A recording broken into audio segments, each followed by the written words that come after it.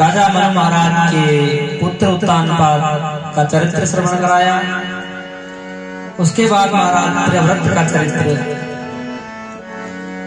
प्रियव्रत इतने प्रतापी राजा हुए कि उन्होंने ऐसा तेजोमय रथ का निर्माण किया कि महाराज 7 दिन तक रात भी नहीं होने दी। 7 दिन तक बस दिन ही दिन रहा। ब्रह्मा जी घबराए। ब्रह्मा जी ने प्रियव्रत को समझाया, देखो प्रियव्रत, रात की अपनी विशेषता है और दिन की अपनी विशेषता है। कामी पुरुष जहाँ रात्रि को काम वासनाओं में लिप्त रहते हैं, संसारी पुरुष विषय वासनाओं में लिप्त रहते हैं, वहीं संत सन्यासी पुरुष रात को भगवान का भजन करते हैं। इसलिए प्रियव्रत, रात की अपनी विशेषता है और दिन की अपनी विशेषता है। ब्रह्मा जी ने समझाया तो प्रियव्रत समझ गए। फलस्वरूप पृथ्वी में 7 द्वीप और 7 समुद्र की रचना हुई। अंत में महाराज प्रियव्रत को वैराग्य हो गया। 7 पुत्रों को प्रियव्रत जी ने एक खंडों का राज्य सौंपा और प्रियव्रत को विरक्त हो गए। जम्बू द्वीप आग्नेय के 9 पुत्र हुए, जिन्होंने जम्बू द्वीप के भी 9 खंड कर दिए। पहला खंड हुआ अवलाभ खंड, जिसके महाराज हुए नाभि। मेरु देवी से विवाह किया, पुत्रेश यज्ञ कराया। भगवान प्रकट हुए तो साक्षात ऋषभदेव भगवान के रूप में इनके घर में प्रकट हो गए। बोल ऋषभदेव भगवान की जय, भक्त वत्सल भगवान की जय। ऋषभदेव महाराज बड़े ही प्रतापी राजा हुए। बड़े बड़े यज्ञ ऋषभदेव जी ने कराए।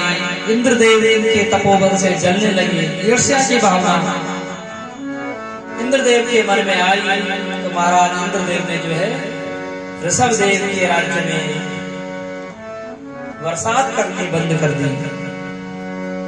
इंद्रदेव का काम है समय समय पे बरसात हो, लेकिन जब इंद्रदेव ऋषभदेव की तपोनिष्ठ को देख करके जलने लगी, इंद्रदेव ने इनके राज्य में बरसात करनी बंद करी।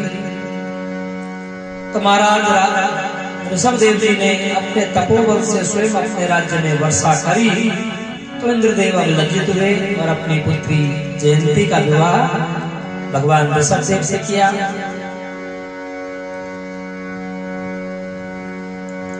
फलस्वरूप ऋषभदेव जी के 100 पुत्र हुए। ऋषभदेव ने अपने पुत्रों को सुंदर उपदेश दिया। क्या उपदेश दिया? बड़ा सुंदर उपदेश ऋषभदेव जी पुत्रों को देते हैं। नायं देहो देह भाजां लोके, कष्टान् कामान् अर्हते विभुजाङ्गी, तपो दिव्यं पुत्रकायेन सत्वं, शुद्धे यस्मात् ब्रह्म सौख्यं त्वनन्तम्। ऋषभदेव जी कहते हैं, पुत्रों, ये संसार में 2 ही आनंद हैं।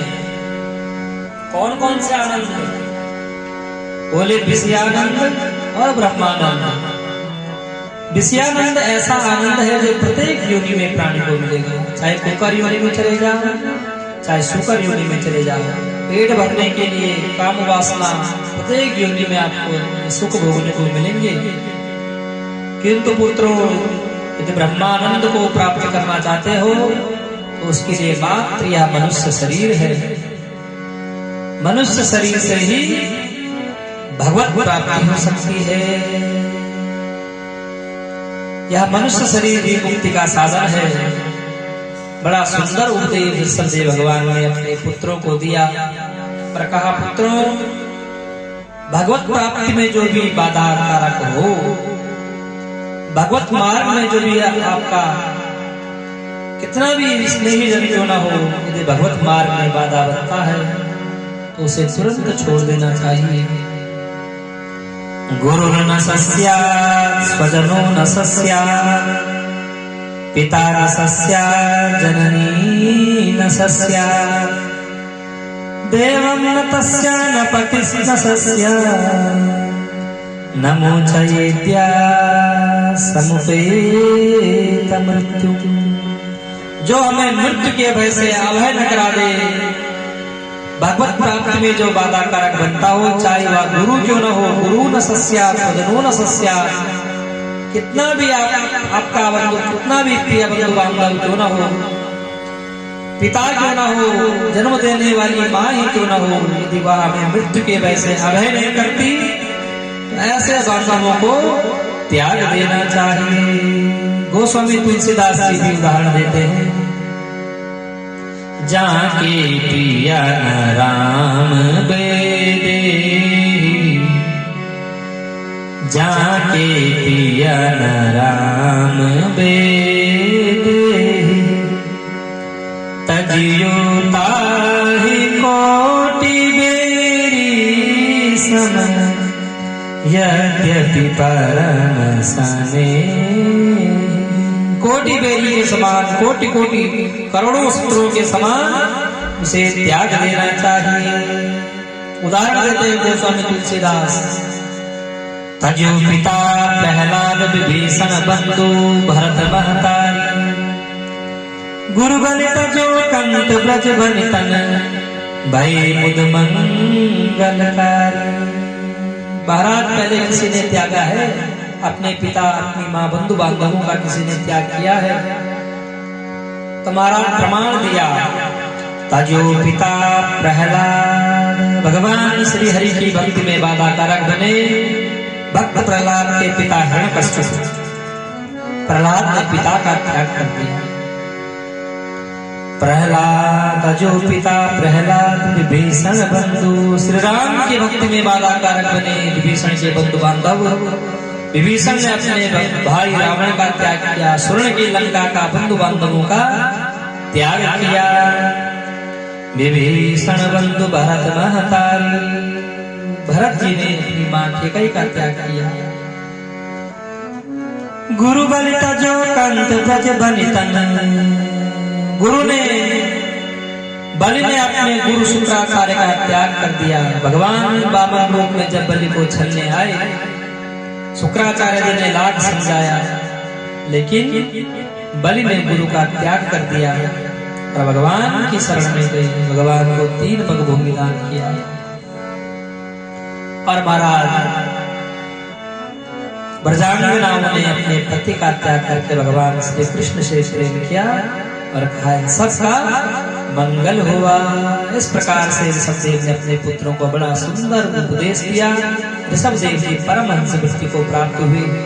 पागलों की तरह वन में ऋषभदेव जी विचरण करने लगे। पागल थे नहीं, अभी तो पागल बन के वन में विचरण करने लगे। अंत में तो महाराज ऋषभदेव जी मलमूत्र वहीं पर त्याग देते, जहां लेकर रहते वहीं पर मलमूत्र त्याग देते। ऐसी स्थिति ऋषभदेव ने इसलिए बनाई ताकि संसार के प्राणी इनसे घृणा करने लगे, संसार से इनका मन हट जाए। सुखदेव जी कहते हैं परीक्षित ये मलमूत्र तो त्याग करते, किंतु इनके शरीर से ऐसी सुगंधी आने लगी कि आसपास का सारा वातावरण शुद्ध होने लगा। आठों सिद्धियां इनके पास आई, अणिमा, महिमा, गरिमा, लगिमा आदि आठों सिद्धियां। ऋषभदेव जी ने आठों सिद्धियों को भी ठुकरा दिया। परीक्षित जी ने कहा महाराज सिद्धियां तो बड़ी मुश्किल से प्राप्त होती है, फिर ऋषभदेव जी इन सिद्धियों को क्यों ठुकराया? सुखदेव जी कहते हैं परीक्षित ऋषभदेव जी तपोनिष्ठ ब्रह्मवेता संत थे। उन्हें मालूम था यदि आज सिद्धि आएगी तो कल प्रसिद्धियां भी आएगी। इस मन का कोई भरोसा नहीं, मन पर विश्वास नहीं करना चाहिए। न कोई याद करे सक्षम मनसी नमस्ते। ज्ञानी पुरुषों को, संत महापुरुषों को अपने मन पर कभी विश्वास नहीं करना चाहिए, या मन कब भटक जाए। इसीलिए ऋषभदेव जी ने आठों सिद्धियों का त्याग कर दिया। अंत में महाराज ऋषभदेव जी से राधे लाइट गई। फोन मेरा बेटे बंद कर दो।